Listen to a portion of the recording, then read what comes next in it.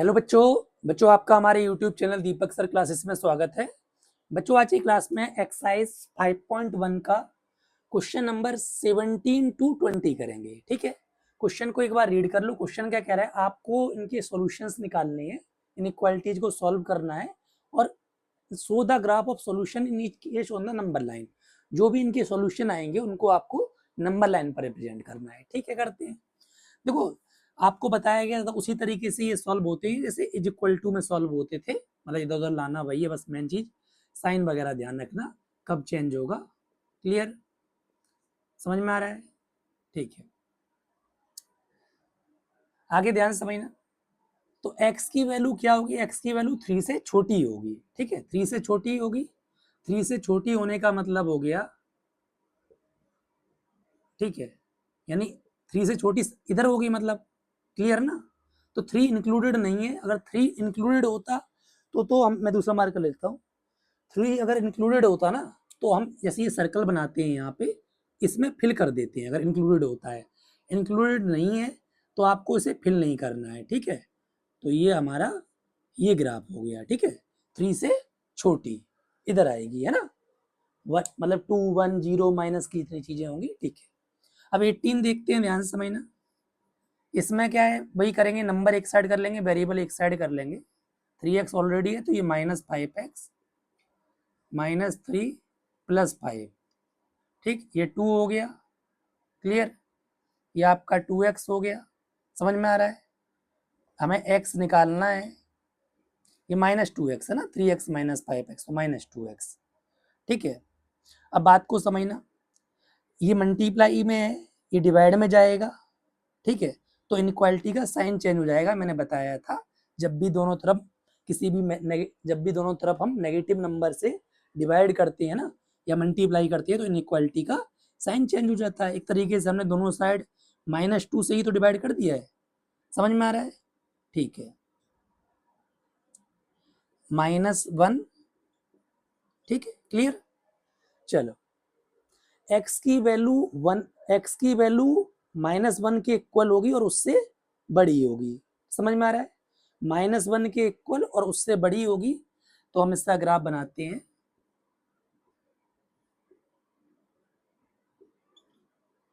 -1 के इक्वल, -1 के इक्वल और उससे बड़ी होगी।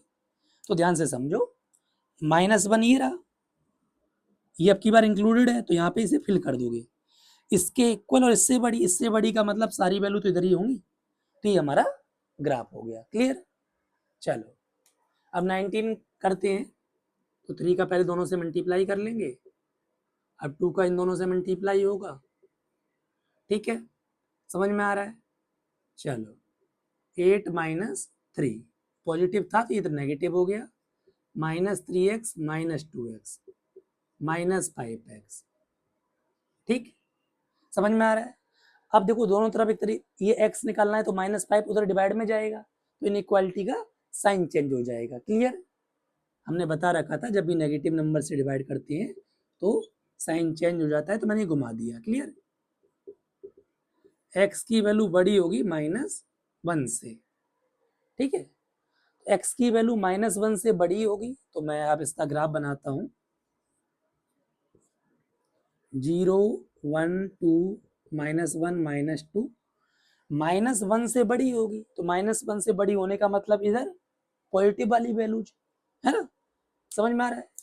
तो -1 से बड़ी होगी, बट -1 इंक्लूडेड नहीं है तो इसलिए मैं इस सर्कल को यहाँ फिल नहीं कर रहा हूँ। क्लियर, समझ में आ रहा है? चलो, अब इस क्वेश्चन नंबर 20 देखते हैं। x/2, इन दोनों का एलसीएम 15 हुआ। 15 को 3 से डिवाइड करेंगे तो 5 आएगा, तो इंटू 5। 15 को 5 से करेंगे तो 3 आएगा, तो इंटू 3। 5 का इन दोनों से मल्टीप्लाई होगा। ठीक, समझ में आ रहा है? 3 का इन दोनों से मल्टीप्लाई होगा।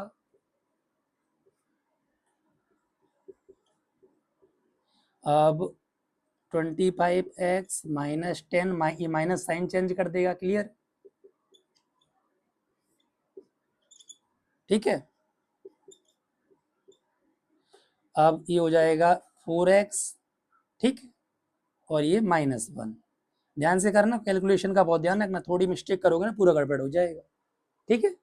अब इधर कर लेते हैं, अब क्रॉस मल्टीप्लाई हो जाएगा 15 का x से और 2 का इस पूरे से, तो 15x greater than equal to, है ना, 8x माइनस 2 हो जाएगा, है ना। अब नंबर एक साइड कर लेंगे और वेरिएबल एक साइड कर लेंगे, ठीक है। 15x माइनस 8x, ये -2, ठीक। तो ये 7x x is equal to greater than equal to -2/7। x की वैल्यू बड़ी होगी -2/7 से बड़ी होगी और उसके इक्वल होगी, क्लियर। -2/7 का मतलब हो गया, अगर मैं डेसिमल में बात करूं तो ये आपका 0.2 कुछ होगा, क्लियर। देखा जाए तो x की वैल्यू ग्रेटर देन और इक्वल टू 0.2 होगी, ठीक है। यानी 0.2 का मतलब, अच्छा वो भी माइनस की, ये माइनस है, यानी -0.2 के इक्वल और उससे बड़ी होगी, क्लियर। तो -0.2, तो -0.2 तो देखा जाए 0 और -1 के बीच में ही लाई करेगा, बात क्लियर ना। मैं इसका ग्राफ यहाँ बनाता हूँ,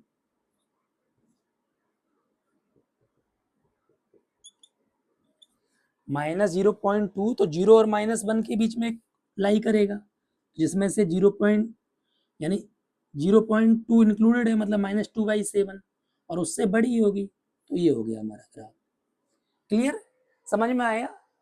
जब भी अगर इक्वल टू लगा है तो इसको फिल कर देना है, जो भी ये सर्कल वगैरह होगा तो इसको फिल कर देना है, सर्कल को फिल कर देना, अगर इंक्लूडेड नहीं है तो सर्कल फिल नहीं करना है, क्लियर, ठीक है। देख लो फिर आगे बढ़ते हैं।